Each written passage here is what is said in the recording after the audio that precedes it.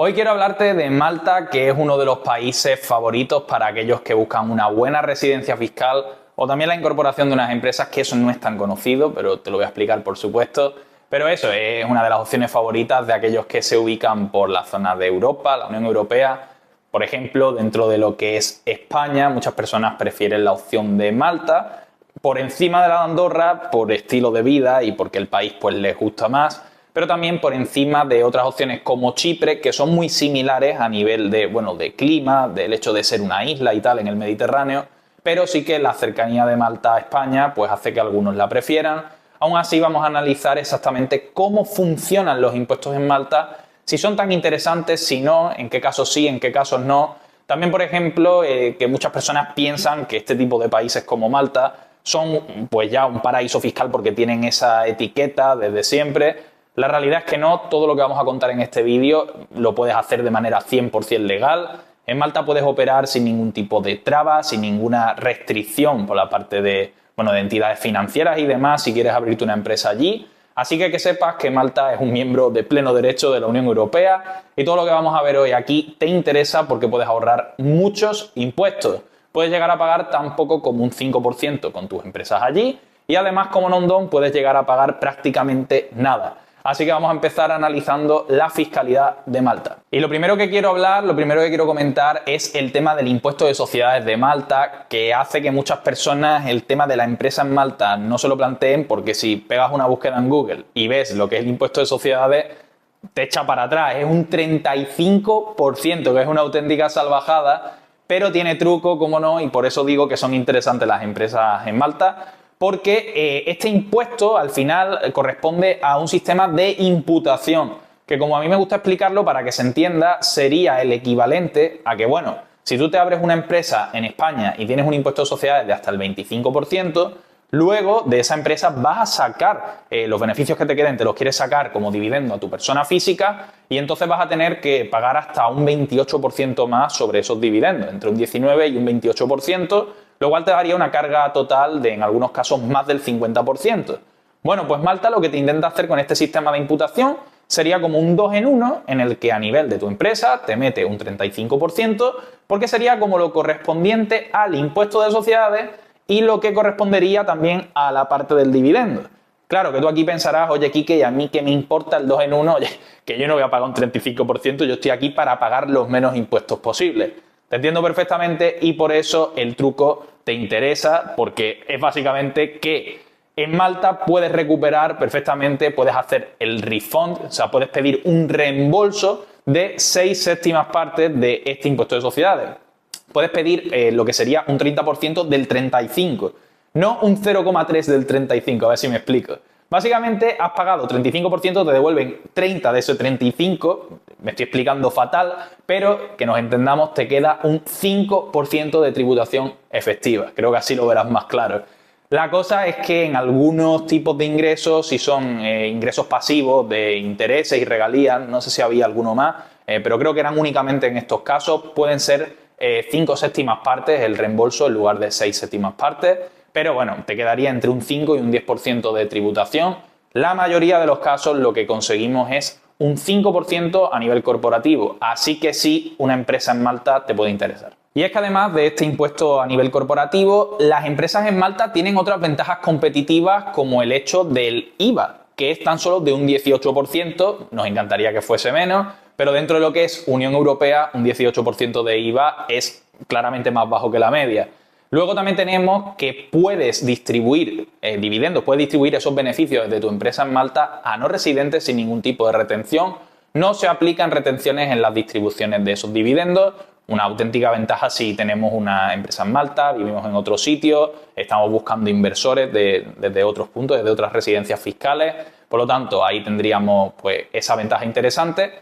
Y además también tenemos el régimen de exención que nos puede permitir pagar un 0% sobre los dividendos y ganancias de capital que una empresa que tengamos en Malta que actúe como holding reciba de una subsidiaria. Así que como vemos, es que realmente nos encaja para muchas planificaciones a nivel corporativo, porque es tanto para que salga el dinero como para que entre, como para una operativa en todas las ocasiones la empresa en Malta no funciona con una muy baja tributación. Claro que no todo puede ser maravilloso, siempre tiene que haber una contraparte, y es que la desventaja de las empresas en Malta es este tema del refund, del reembolso de impuestos que te comentaba, que, hombre, ¿cómo no va a ser interesante si yo quiero que me lo devuelvan ya? Pero se puede demorar hasta más de 6 meses, puede realmente ser un procedimiento muy tedioso. Y este no es tampoco el único problema, porque esto sí que lo podemos sortear fácilmente. Además, ahora te voy a dar una estrategia para que arreglemos esto. Pero algo fundamental que tienes que entender es que si simplemente operamos una empresa en Malta y pedimos el reembolso como persona física viviendo en una residencia fiscal mala, infierno fiscal, por ejemplo, España, entonces este reembolso nos va a caer dentro de lo que es nuestra renta, y cuando tenemos que pagar por cualquier tipo de ingreso por nuestra renta, es decir, tenemos que pagar en ese tramo, ¿no? en lo que son los impuestos progresivos de la renta, pues es lo peor que nos puede pasar. Es la última opción por la que queremos tributar. Por lo tanto, ¿en qué casos podríamos arreglar esta situación?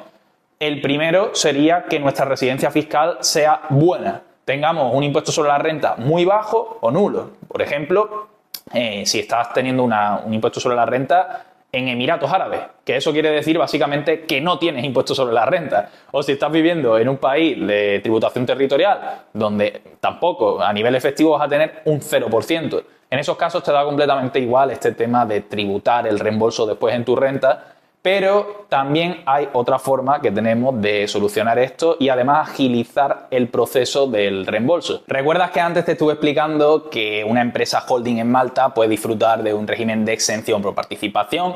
Es decir, que no tenga que tributar por dividendos y ganancias de capital recibidos de una subsidiaria. Pues aquí entra en juego porque en Malta una de las estructuras más frecuentes que operamos es lo que decimos de two-tier, ¿no? De que tiene dos capas. Ponemos una empresa que sería la operativa debajo con una holding arriba. La operativa va a tener este 35% que tendría que aplicar el refund, pero esto iría a la holding, por lo tanto ya el refund no iría a tu persona física, sino que se nos iría a la holding. Pero es más, obviamente esta holding, lo que son los dividendos y demás, puede aplicar siempre que tenga más de un 5% de participación o más de 1.200.000 euros, 1.100.000 euros, creo que era la regla exactamente, para poder aplicar al Participation Exemption. Por lo tanto, en el holding no pagarías nada sobre los dividendos que recibes de la operativa, pero encima tenemos un régimen de integración fiscal que hace que si esta holding tiene el 95% o más de participación en la operativa, que cuando hacemos un two-tier de estos, pues siempre normalmente vamos al 100%, así que aplicaría. Este régimen de integración nos permite evitar duplicidades a la hora de manejar esta estructura a nivel de costes, de administración, ¿no? De gestión efectiva en el día a día, y también nos permite acelerar el proceso de la parte del refund yendo directamente al 5% de impuestos de sociedades. Bueno, ¿y qué pasa si nosotros como persona física, como individuo, queremos utilizar Malta como nuestra base, como nuestra sede, nuestra residencia fiscal? Pues que en Malta los impuestos a la renta personal no son de los peores, pero no son bajos. Tenemos una situación muy parecida a Chipre, donde podemos irnos hasta un 35% en la escala progresiva, pero al igual que Chipre tenemos también una situación similar con el hecho de que hay un régimen non-dom, que aunque se llama igual que en Chipre, el non-dom tiene muchas diferencias y bueno, es importante que esto quede claro. Vas a ser capaz, porque hay un factor territorial, de que con tu residencia fiscal en Malta, por los ingresos que generas fuera de Malta, esos ingresos que recibes desde fuera de Malta y que se quedan fuera de Malta, no tributes. Y es importante esto de que se queden fuera de Malta, porque tenemos un remittance basis. Es decir, hay unos impuestos por remitencia a lo que estás metiendo en el país. Ahora vamos a explicar bien esto en detalle. También tenemos la ventaja de que las ganancias de capital, independientemente de que las metas o no en Malta, en ese caso sí que no tributan. Por lo tanto, ahí bien. Pero, importante, cuidado con lo que metemos. Vamos a explicar bien esto en detalle. Y es que la verdad que es totalmente normal que la gente no se termine de enterar de cómo opera esto, porque es un poco antiintuitivo, ¿no? Lo del remittance basis. Pero en Malta el non-dom se te va a aplicar siempre y cuando no introduzcas el dinero en el país por cualquier vía. Cualquier vía quiere decir, no me vale que me digas, no, es que yo estoy pagando cosas con tarjeta. No, vamos a ver, has tenido unos ingresos fuera, que por mucho que los dejes en una cuenta bancaria de fuera, porque por supuesto no puedes transferir ese dinero a una cuenta bancaria maltesa, sino ya sí que tributaría por la escala progresiva que te he comentado, pero es que tampoco puedes coger con la tarjeta y gastarte ese dinero vía tarjeta. Tampoco, por supuesto, puedes sacar ese dinero en un cajero fuera y meterlo, introducirlo físicamente en el país. Yo no entro ya en a quién pillen, a quién no pillen, metiendo un dinero otro, gastando esto o lo otro. Yo digo cómo funciona. Lo que sí que puedes hacer es que antes de que inicies toda esta operativa, el patrimonio que tú tenías ya de antes, que había sido declarado, había sido fiscalizado en la residencia fiscal que fuera, es decir, patrimonio que tú tenías antes de que se te empezase a aplicar este sistema non-dom y que tengas que aplicar esta remitencia, eso sí lo puedes meter en Malta, puedes invertir con ello y demás. Pero a partir de que inicies ya vas a tener esta restricción. Puedes tener una cuenta bancaria pues, con IBAN lituano en cualquier lugar y entonces tú recibes tus ingresos allí, lo que estés generando lo dejas allí, pero luego lo que metas en Malta, eso se tributa. Algo que tira un poquito a las personas para atrás es el tema del impuesto mínimo que hay que pagar al año. Y es que por esto te dije al empezar el vídeo que como non-dom podías pagar prácticamente nada, porque no vas a poder pagar nada como tal, ya que desde 2018 se impuso que ahora ibas a tener que pagar un mínimo de 5.000 euros independientemente de la remitencia, independientemente de lo que estés introduciendo en el país. Por lo tanto, esto sería equivalente, porque claro, tiene una parte mala y una parte buena. La parte mala es que tienes que pagar un mínimo sí o sí. La parte buena es que esto te justifica aproximadamente 2.000-3.000 euros, no sé, ahora mismo habría que hacer el cálculo, como de ingresos mensuales que puedes meter en Malta para hacer vida y que bueno, ya has pagado sobre ello, entonces eso lo introduces y es que ya estás pagando ese mínimo. ¿Qué pasa? Que comparado con otros sistemas non-dom como el de Chipre, en Chipre sí que es verdad que el máximo a nivel personal que vas a llegar a pagar mediante el GESI sería de aproximadamente 4.700 euros. Y estamos hablando del máximo que llegarías a pagar independientemente de que metas el dinero o no en el país. En Malta estarías pagando estos 5.000 euros sí o sí. En Chipre, por supuesto, depende de lo que estés generando. Yo te estoy hablando de que estés generando más de 180.000 euros al año, por ejemplo, mediante los dividendos y teniendo que pagar este 2,65% de GESI. Así que bueno, este punto es un poco por el que a algunas personas a nivel personal se les cae Malta. También pasa que como residencia fiscal personal, como el non-dom no es tan beneficioso como el de Chipre, porque te exige también esa territorialidad, porque tienes que generar los ingresos fuera y no es independientemente de que sean de fuera o de dentro. Si tenemos nuestra estructura empresarial también en Malta y nosotros nos colocamos en Malta también, por lógica, esos ingresos están viniendo desde dentro de Malta. Por lo tanto, o bien nos vamos nosotros a Malta o bien ponemos la estructura empresarial en Malta. Las dos no tiene sentido, a menos que ya sea una estructura tan grande que nos podamos permitir y tenga sentido a nivel de eficiencia de coste y a nivel de ahorro fiscal en balance con los costes que estamos generando con la estructura. Podría llegar a hacerse, pues empresa en Malta con otra fuera a la que van pues esos beneficios y luego esa desde fuera me distribuye dentro para que se llegue a considerar como un ingreso desde el extranjero. Pero bueno, ya es un poco ingeniería, así que a muchas personas por estos motivos se les cae un poco. Otro asunto es el tema de los días que tienes que pasar en Malta para que te den la residencia fiscal y puedas obtener ese estatus, que cada vez está más de moda el querer tener flexibilidad. Es decir, oye, quiero que me consideren residente fiscal estando 90 días, 120, 1, 60. No quiero pasar 183 días en un país.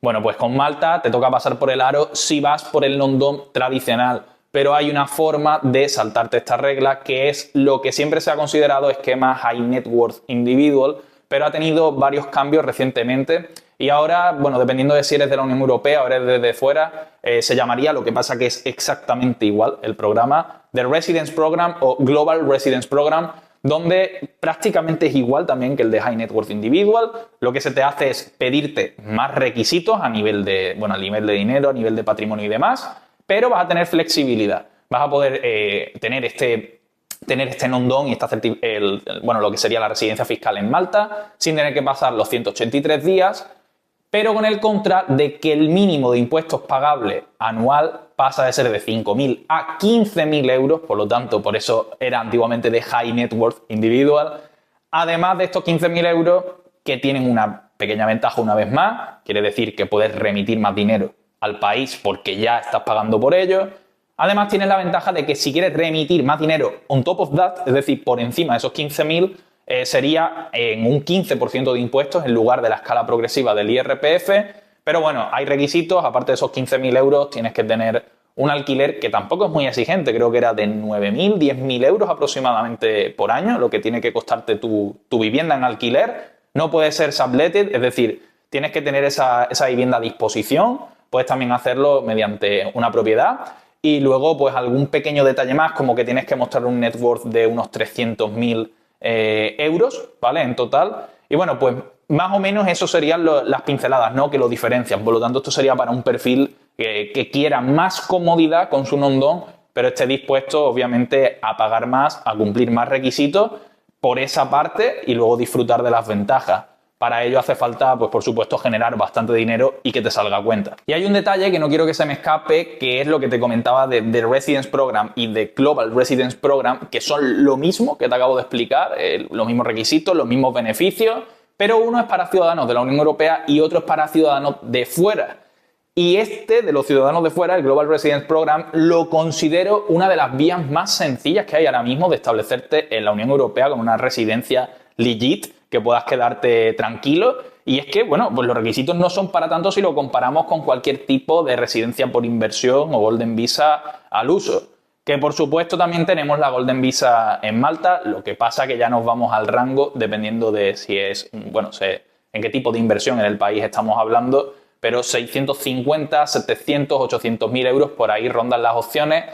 Pero al final se nos da también la oportunidad de básicamente comprar una ciudadanía en Malta, que es un país de la Unión Europea y tiene un precio mucho más competitivo que, como dije, con el tema del pasaporte de El Salvador.